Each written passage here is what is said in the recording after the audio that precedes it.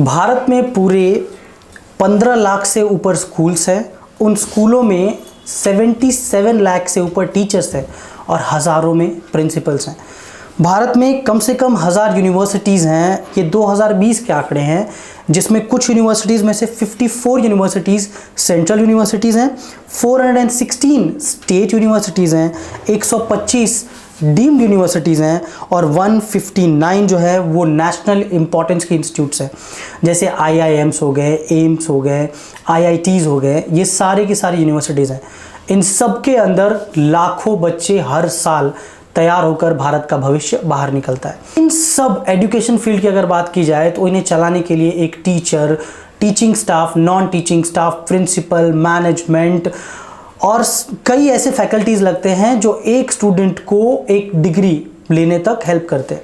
हम इन्हीं teaching faculties और इन्हीं एजुकेटेड फैकल्टीज़ से बात करेंगे कि वो किस किस लेवल पे क्या क्या प्रॉब्लम्स फेस करते हैं।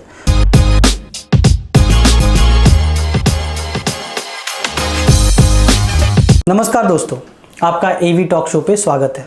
मैं आपका होस्ट अंकित विश्वकर्मा। आज हमारे जो डिग्निटरी हैं वो हैं कन्या विद्या मंदिर जूनियर कॉलेज ऑफ प्रिंसिपल की हेड मिस्ट्रेस मैम के क्वालिफिकेशंस के बारे में अगर हम देखें तो मैम ने MCOM, MA, B.Ed, M.Ed और अभी फ़िलहाल में वो LLB कर रही हैं। मैम का एक्सपीरियंस 30 साल से ऊपर का है। उन्होंने 30 इयर्स प्लस का टीचिंग एक्सपीरियंस है, क्लास टीचिंग एक्सपीरियंस। वो कई स्कूल्स, कई कॉलेजेस में वर्क कर चुकी है मैम का जो करंट पोजीशन है वो भी कन्या विद्या मंदिर जूनियर कॉलेज ऑफ कॉमर्स में हेड मिस्ट्रेस का है।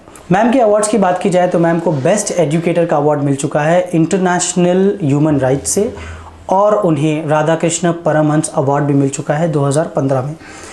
मैम ने H-Ward के साथ कन्वेयर के तौर पे काम भी किया है और वो करेंटली 2005 से प्रिंसिपल है। जैसे हमने मैम का इंट्रोडक्शन देखा, आज हम मैम के सामने ही बैठे हैं और ये है स्त्री मंडल सांताक्रूज संचालित कन्या विद्या मंदिर जूनियर कॉलेज ऑफ कॉमर्स की प्रिंसिपल मैम। हमारे साथ धरती ए संपत मैम है। धरती मैम, आपसे शुरू में सिर्फ एक सवाल पूछना चाहूँगा। मैं बचपन से मैं सुनते आ रहा हूँ मेरे पेरेंट्स से भी, प्रिंसिपल को काम ही क्या होता है स्कूल में, टीचर्स को काम ही क्या होता है, बच्चे चले गए फिर। तो मैं आपसे ये ज़रूर जानना चाहूँगा, और मैं ये प्रश्न इसलिए पूछ रहा हूँ कि घर पे बैठे इस पैंडेमिक में तो एज अ प्रिंसिपल आप कितना स्ट्रेस लेके चल रहे हैं, और ये स्ट्रेस मैं चाहूँगा कि पेरेंट्स को भी पता चले कि एज अ प्रिंसिपल आप क्या सुबह से लेके शाम तक झेलते रहते हैं। नमस्ते, मैं धरती संपत प्रिंसिपल 2005 से कन्या विद्या मंदिर में एज अ प्रिंसिपल काम कर रही हूँ।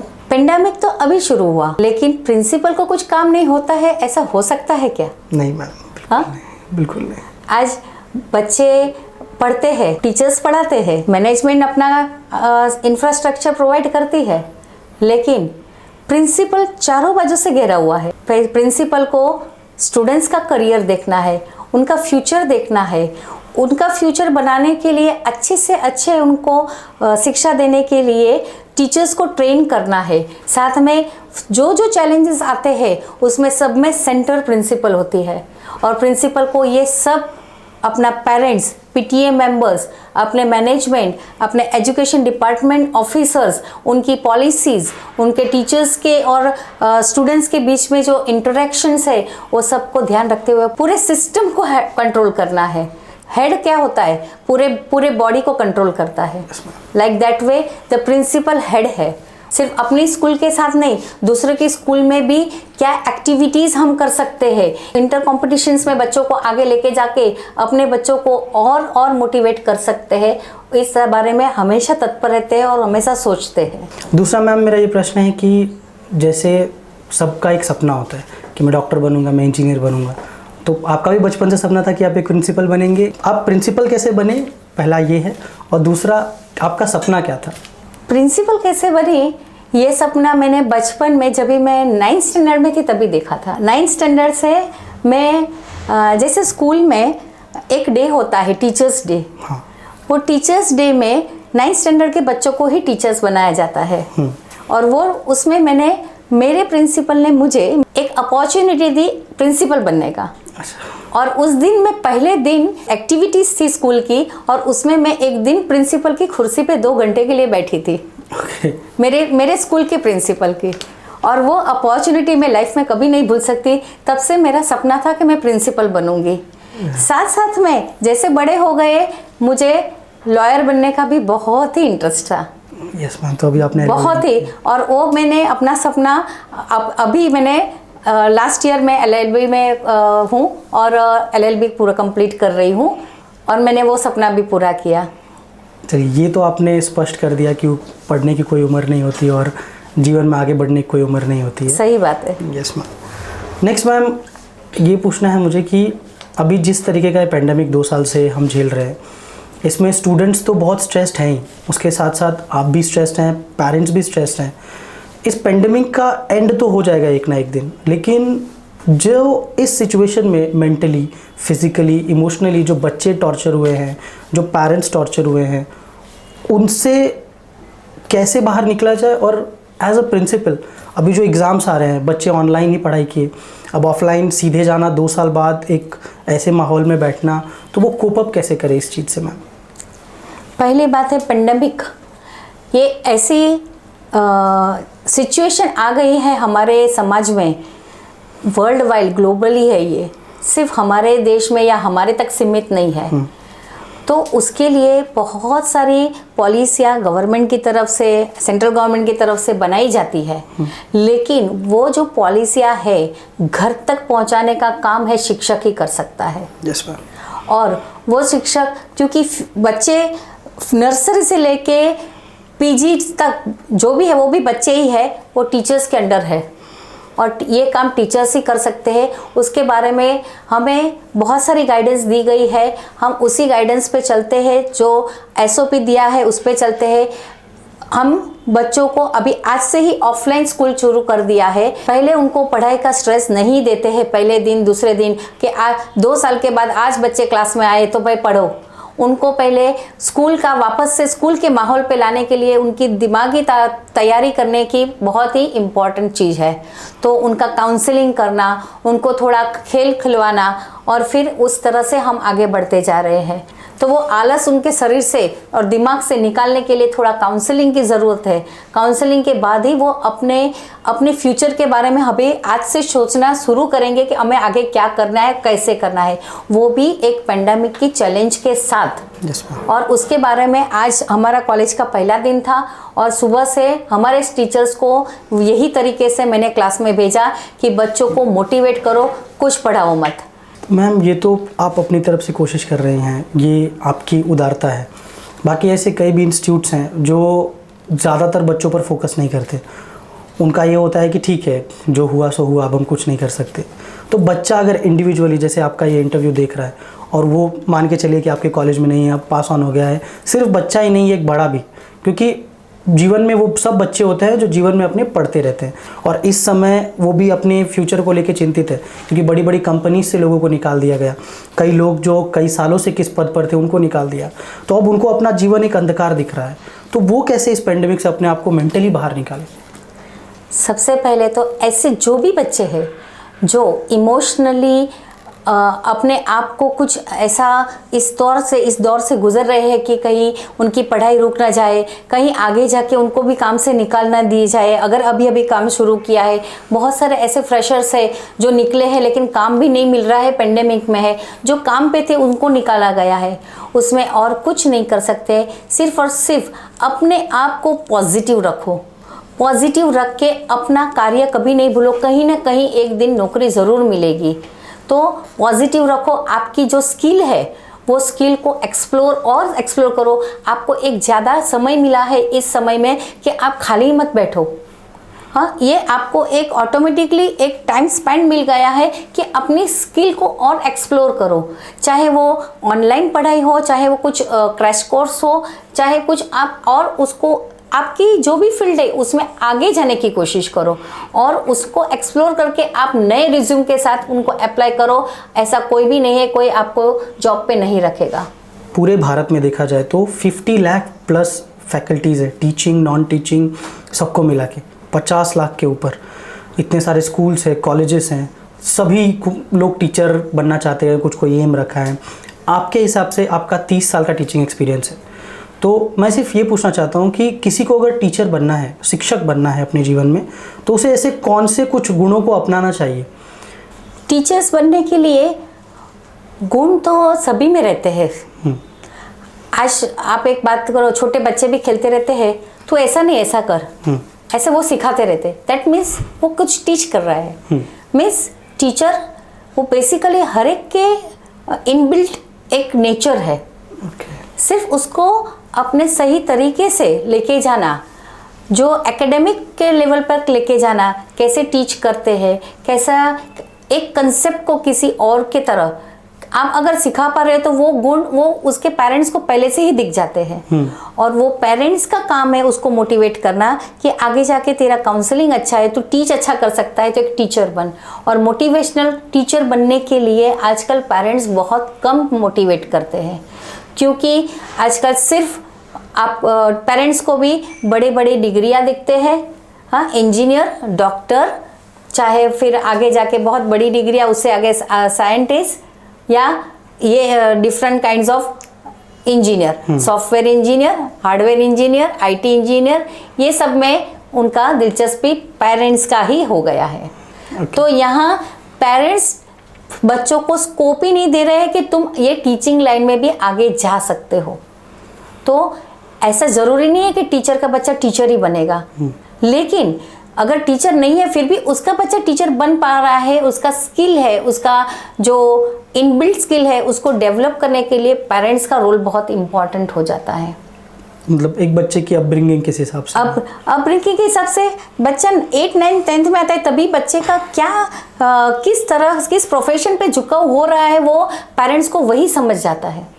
अगर वो पेरेंट्स अच्छे से वो अपने बच्चों को मोटिवेट कर रहे हैं या गाइड कर रहे हैं, तो पेरेंट्स को समझेगा। सिर्फ बच्चा पढ़ रहा है, ट्यूशन जा रहा है, स्कूल जा रहा है करके अगर वो सिर्फ इतना ही देखता होगा, तो वो पेरेंट्स को नहीं समझेगा।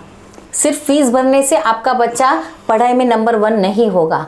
सिर्फ ट्यूशन पे भेजने से, स्कूल में भेजने से टीचर का तुम्हारा जिम्मेदारी खत्म हो गया और टीचर्स का जिम्मेदारी 100% होगा, ऐसा बिल्कुल भी नहीं है।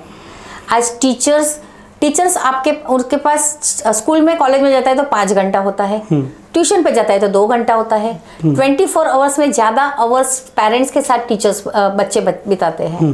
और वो जो पीरियड है जो पेरेंट्स के साथ है, उसको क्वालिटी टाइम जो पेरेंट्स देते हैं, उनके बच्चे 110% मोटिवेटेड होते हैं और अपनी लाइफ का एक गोल बना सकते हैं। लेकिन जो पेरेंट्स ऐसा समझते हैं कि स्कूल में भेज दिया, मेरा काम खत्म हो गया, आपको चाहे वो स्टडी आती हो या नहीं आती हो, जो आपका बच्चा पढ़ रहा है, लेकिन उसके साथ वो बुक लेके बैठना आपका फंडामेंटल ड्यूटी है। बच्चे जवाब पहले उसको बिल्कुल भी रिस्पॉन्ड नहीं करें, मम्मी आपको कुछ नहीं आएगा, पापा आपको कुछ नहीं आएगा, अरे मुझे तू सिखाएगा तो आएगा ना। ऐसा जैसे मैं आपको सिखाऊंगी तो आपको आएगा, तो मुझे तुम सिखाओ तो मुझे भी आएगा ना, मुझे सीखना है। ऐसा करके अगर बच्चे आपके शब्दों पे ध्यान देंगे, तो बच्चा, ऐसा कोई बच्चा नहीं है जो पेरेंट्स का बात नहीं सुनता है। ये तो है। हाँ, लेकिन फिर आप बीच बीच में उनको बहुत ही मोटिवेट नहीं करोगे, या आपको अनमोटिवेशन में आप चले जाओगे, तुम ऐसा ही है, बाजू वाला बच्चा अच्छा पढ़ रहा है, तुम किसी का कुछ भी पढ़ नहीं रहा है, तुझे कुछ नहीं आता है। अगर ऐसे स्टेटमेंट आप आपके बच्चों के, आपके खुद के बच्चे के लिए बोलोगे, तो वो बच्चा 110% आपकी नहीं सुनेगा, वो डीमोटिवेट हो जाएगा। कंपैरिजन नहीं करना है। कंपैरिजन सबका माइंड अलग अलग डाइवर्जन में होता है। सो वो माइंड को आप कैसे कॉन्सेंट्रेट एक जगह पे वो बच्चों को करना, वो पेरेंट्स का ही काम है, नहीं कि टीचर का, नहीं कोई स्कूल टीचर, नहीं कोई ट्यूशन टीचर का। मैम, पर जो पेरेंट्स हैं जिनको कहते हैं ना कि किसी मजबूरी वर्ष थोड़ा भी ज्ञान नहीं है, क भी नहीं पढ़ सकते, और ऐसे जब वो अपने बच्चे को किसी बड़े स्कूल में भेजते हैं, तो बच्चा थोड़ा भी ज़्यादा नॉलेज रख के पीयर प्रेशर में अपने पेरेंट्स को ही एक नीचे दबके में देखने लगता है, तो ऐसे पेरेंट्स बेचारे क्या करें? ऐसे पेरेंट्स कुछ नहीं, वो पेरेंट्स को पहले खुद को बदलना है। भले वो खुद नहीं पढ़े हैं, आजकल एडल्ट्री एजुकेशन भी है, मैं तो यही बोलती हूँ। एडल्ट्री एजुकेशन भी गवर्नमेंट ने फ्री ऑफ कॉस्ट में किया है। पता लगाओ कि आपके एरिया में एडिटरी एजुकेशन कहाँ चल रही है, वहां जाके आप क ख ग पढ़ना शुरू करो, तो आपका बच्चा आपसे ज्यादा मोटिवेट होगा कि मेरे पेरेंट्स इस उम्र में पढ़ सकते हैं, इलिटरेट से लिटरेट हो सकते हैं, तो मुझे तो और ज्यादा पढ़ना है। ये तो है मैम। हाँ, गवर्नमेंट ने बहुत सारी फैसिलिटियां दे रखी है, सिर्फ उसका सही इस्तेमाल करना ही लोगों का काम है। और आजकल पेरेंट्स का ये है कि दिन भर इंस्टाग्राम या तो ऐसे सोशल मीडिया प्लेटफॉर्म्स पे कुछ ना कुछ बच्चे कुछ ना कुछ कर रहे हैं, तो वो जो है वो माँ बाप को एक हो गया कि नहीं यार, बच्चा अगर अब ये कर रहा है तो पढ़ाई में ध्यान नहीं देगा, जबकि टीचिंग भी अब बच्चा ये भी झूठ भी बोल रहा होगा कि नहीं ऑनलाइन पढ़ रहा हूँ। तो इसमें जो पेरेंट्स उलझे हुए हैं उनके लिए आप क्या सुझाव देंगे? इसमें तो सिर्फ दो चीज़ मैं बोल सकती हूँ कि मोबाइल देते वक्त आपका ध्यान आपके बच्चे पे होना चाहिए कि वो क्या कर रहा है, क्या पढ़ रहा है, क्या नहीं कर रहा है। दूसरे, आजकल जो सोशल मीडिया पे इंस्टाग्राम में रील्स वगैरह बनाने का जो फैशन हो गया है अपने बच्चों को साथ, उसको अवॉइड करो। आपका बच्चा आपका टॉय नहीं है कि जो दुनिया के सामने आप उसको सिर्फ चाबी मारा और घुमा दिया। Yes ma'am. हाँ, आजकल के पेरेंट्स क्या कर रहे हैं, अच्छे से तैयार कर रहे हैं, पहले चाबी लगाया और चलो भाई नाचो, हो गया रील्स, या डायलॉग बोलो, हाँ, और एक स्क्रिप्ट लिख के दे देते हैं, ऐसा एक्सप्रेशन करो। और ये पेरेंट्स की गलती है, उनको थोड़ा पढ़ाई के एजुकेशन, हाँ स्किल है, वो स्किल आगे जाके उसकी जो पैशन है एक्टिंग की होगी, डांसिंग की होगी, वो आगे जाके कंप्लीट करने दो। अभी उसमें थोड़ा स्किल है तो उसको थोड़ा थोड़ा आगे लेके जाओ, साथ में एजुकेशन को ज़्यादा इम्पोर्टेंट दो, क्योंकि कोई भी फील्ड में जाके उसको एजुकेशन तो पहले लेना ही है। बराबर ना। हाँ, उसको एक्टिंग का शौक है, करने तो आगे, डांसिंग का है आगे जाने दो, म्यूजिक का जाने दो, लेकिन इनिशियली बेसिक जो उसका एजुकेशन का है उसका लॉस मत करो। ये पेरेंट्स को मेरी बहुत बहुत रिक्वेस्ट है कि आपके बच्चों को मोबाइल से दूर मत रखो, लेकिन मोबाइल में वो क्या ज्ञान ले रहा है, किस तरह से ले रहा है, उस पर आपकी नज़र होनी चाहिए, आपका कंट्रोल होना चाहिए। यही पेरेंट्स का रोल है पेंडेमिक में। अब हम लोग थोड़ा टीचिंग पे आते हैं मैम। आप जब प्रिंसिपल बने तो आपने कई शिक्षाएं ग्रहण की, उसके बाद आप प्रिंसिपल बने। मान लीजिए कि अगर कोई एक टीचर है या कोई स्टूडेंट है, उसका भी सपना है, जैसे आप प्रिंसिपल के पद पे है वैसे भी वो भी प्रिंसिपल बनना चाहते हैं, तो उसे कैसी पढ़ाई करनी चाहिए और वो कैसे इस पद पे पहुंच सकता है? प्रिंसिपल बनना दैट मीन्स टीचिंग फील्ड, पहले प्रिंसिपल बाद में आता है। पहले आप टीचिंग फील्ड में जाने के लिए आप कोई भी एक ग्रेजुएशन पास करके बीएड करो तो आपको 10th standard secondary high school तक का प्रिंसिपल बनने की आप में क्षमता, एलिजिबिलिटी हो जाती है। That means graduate plus BEd. हाँ, इससे आगे आपको आगे जाना है, हायर एजुकेशन में जाना है, तो जूनियर कॉलेज के लेवल पे जाना है, तो पोस्ट ग्रेजुएशन विथ 55% आपका कंपलसरी होना ज़रूरी है, और उसके बाद बीएड। सो 55% पोस्ट ग्रेजुएशन में आपने सिक्योर कर लिए तो आप बीएड में बीएड एडमिशन के लिए भी आपको सीईटी क्लियर करनी है। सीईटी में आपको बहुत सारी कॉलेजेस में आपको चांस मिलेगा आपके स्कोर के हिसाब से। बेस्ट कॉलेज गवर्नमेंट कॉलेज है बीएड की, प्राइवेट कॉलेजेस भी है जहां आपको एडमिशन अच्छा हो सके। बीएड की आप अभी तो पहले 1 साल की थी हमारे टाइम पे, अभी 2 साल की पढ़ाई हो गई है बीएड की, और अच्छे से टीचर्स बनाया जाते हैं, और वो बीएड की ट्रेनिंग खत्म करके ही आप कोई भी जूनियर कॉलेज के लेवल पे आपके सब्जेक्ट के स्पेशल सब्जेक्ट के हिसाब से आप उसको अप्लाई कर सकते हैं। हाँ, जैसे आपका special physics, chemistry, biology, commerce, बहुत सारे सब्जेक्ट है जिसमें आप स्पेशलाइज करके आप वो स्पेशलाइज टीचर बन सकते हैं। उसके आगे भी टीचर आपको डिग्री लेवल पे जाना है तो आपको पोस्ट ग्रेजुएशन में 55 एंड अबव करके बीएड नहीं करते हुए आपको सेट नेट ये 2 क्लियर करना पड़ता है।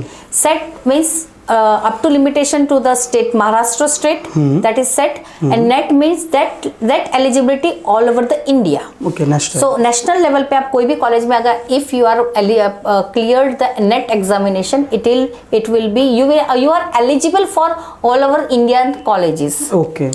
तो उसमें भी स्पेशलिटी आप किस सब्जेक्ट की होनी चाहिए, उसी सब्जेक्ट में आप नेट एग्जाम, सेट एग्जाम दे सकते हैं। Okay. उसके बाद अगर आगे आपको जाना है प्रिंसिपल लेवल पे, डिग्री कॉलेज के प्रिंसिपल लेवल पे, तो वहाँ आपको नेट सेट के साथ पीएचडी क्लियर करना है। ओके। आपके सब्जेक्ट में डॉक्टरेट करके आप आपके सब्जेक्ट में बहुत वेल वर्स होके आप teaching as a principal degree college के प्रिंसिपल बन सकते हैं। ओके। और उसके पहले 5 इयर्स आपका टीचिंग एक्सपीरियंस होना जरूरी है। स्कूल लेवल पे आपका 5 इयर्स टीचिंग एक्सपीरियंस भी होना जरूरी है, उसके बाद प्रिंसिपल की पोस्ट मिलती है। ओके। फर्स्ट डायरेक्ट आप पास होकर प्रिंसिपल की पोस्ट पे नहीं जा सकते हो। एक्सपीरियंस आपको 5 years minimum 5 years experience classroom teaching का, then you are eligible for principal. Okay, ये बहुत डिटेल्ड में आपने बताया मैम। किसी को अगर प्रिंसिपल बनना है तो आपसे सिर्फ इतना पूछना चाहूँगा कि आप कन्या विद्या मंदिर जूनियर कॉलेज ऑफ कॉमर्स की प्रिंसिपल है। अगर कोई स्टूडेंट जो हमारा ये वीडियो देख रहा है उसे कॉमर्स में एडमिशन लेना है और इस पैंडमिक के बाद जैसे वो एग्ज़ाम एक क्लियर करेगा, चाहे किसी भी माध्यम से हो, ऑनलाइन हो या ऑफलाइन हो, उसे अगर एडमिशन लेना है और अगर वो सांताक्रूज स्थित या कहीं से भी आकर यहाँ पे एडमिशन लेना चाहे तो उसे कौन सा प्रोसेस फॉलो करना चाहिए? प्रोसेस तो यहाँ प्योरली ऑनलाइन प्रोसेस है जो अपने स्टेट गवर्नमेंट ने हमें सब बच्चों के लिए कंपलसरी किया है। Without online process nobody can take the admission. Even management quota का भी जो कोटा दिया गया है उसमें भी आपको ऑनलाइन प्रोसेस थ्रू ही मैनेजमेंट को कोटा में आपको एडमिशन मिलेगा। चाहे वो अदर कोटाज में SC है, ST है, OBC है, सब कोटे के एक अलग अलग टैब रखे गए हैं और वो कोटा में आपको एडमिशन ऑनलाइन प्रोसेस से ही मिलेगा। इससे अलावा आप डायरेक्ट हम किसी अपनी मर्जी से किसी को भी एडमिशन नहीं दे सकते हैं। और ये बच्चा अगर जिस स्कूल में पढ़ा है उसी स्कूल के कई लोग भी करा के दे देते हैं ऐसा ऑनलाइन प्रोसेस, या बच्चा बाहर से करेगा ये प्रोसेस? ये बात है कि बच्चा अभी 10th जस्ट पास हुआ है, उनको इतना ऑनलाइन प्रोसेस के बारे में नॉलेज नहीं होता है, टेक्नोलॉजी का कहीं नॉलेज लैक हो जाता है। तो बच्चे पेरेंट्स का हेल्प लेते हैं या स्कूल को, जैसे मेरी स्कूल है उसको मुझे पता है कि मेरे बच्चे बाहर या मेरे पेरेंट्स वो इतने टेक्नोलॉजी में ये वेलवर्स है ही नहीं। हाँ। तो मैं मेरे लैब में, मेरे पास कंप्यूटर लैब है, वहाँ बैठ के मेरे टीचर्स उनकी हेल्प करके उनका पूरा फॉर्म ऑनलाइन प्रोसेस का भरते हैं। उनको पूछते हैं कि कौन कौन सी कॉलेज में जाना है, कौन सा फील्ड में जाना है, उनकी जो भी विश होगी उस हिसाब से मेरे टीचर हेल्प करके उनको ऑनलाइन प्रोसेस में फॉर्म भर के देते हैं बच्चों को। वैसे हर एक स्कूल को ये मैंडेटरी गवर्नमेंट ने बोला गया है कि आप आपके बच्चों के फॉर्म आपके स्कूल से ही भरो 10th पास होने के बाद। लेकिन कहीं ना कहीं जो भी स्कूल्स इसमें फेल हो जाती है ये काम करने में जो गवर्नमेंट ने दिया है, तो बच्चे यहाँ वहाँ रखड़ जाते हैं और फिर साइबर कैफे का सहारा लेते हैं, या तो ऐसे भी लोग हमने देखे हैं कि भाई पैसा लेके हम आपका प्रोसेस करवा देंगे। हाँ, ये तो है। हाँ, आपका एडमिशन ये कॉलेज में करवा देंगे। आप ऐसे बाहर लोग ऐसे भी घूम रहे हैं जो हमारी नजर में भी आते हैं, लेकिन हम उससे कुछ नहीं कर सकते क्योंकि वो हमारे प्रीमाइसिस में नहीं आते हैं, बाहर ही रहते हैं। हाँ, फिर बच्चे आके कंप्लेन करते हैं कि इन्होंने इतना पैसा लिया, ये किया वो किया, इसलिए हमारा अभी तक हुआ नहीं। लेकिन वो प्रोसीजर गलती करते हैं, वो कुछ ठीक से प्रोसीजर करते नहीं है। बच्चे के साथ स्कैम कर देते हैं। बच्चे पैसे लगा लेने के लिए कुछ भी ऐसा गलत तरीके से काम करते हैं। Okay ma'am. अच्छा मैम, एक ये है कि एक बच्चा है जो सिर्फ दिन भर पढ़ रहा है, बुकिश नॉलेज, एक बच्चा है जो दिन भर मोबाइल पर है, और एक बच्चा है जो जीवन में जैसे सिर्फ कभी ना किताब छुआ ना मोबाइल, लेकिन जीवन में आगे बढ़ता जा रहा है। इन तीनों को अगर कंपेयर किया जाए तो इसमें सबसे जैसे देखा जाए तो कौन समझदार होगा, जिसने जीवन में असल में चीज़ें जूझी है, या जो सोशल मीडिया पे है, या जो किताबें पढ़ रहा है?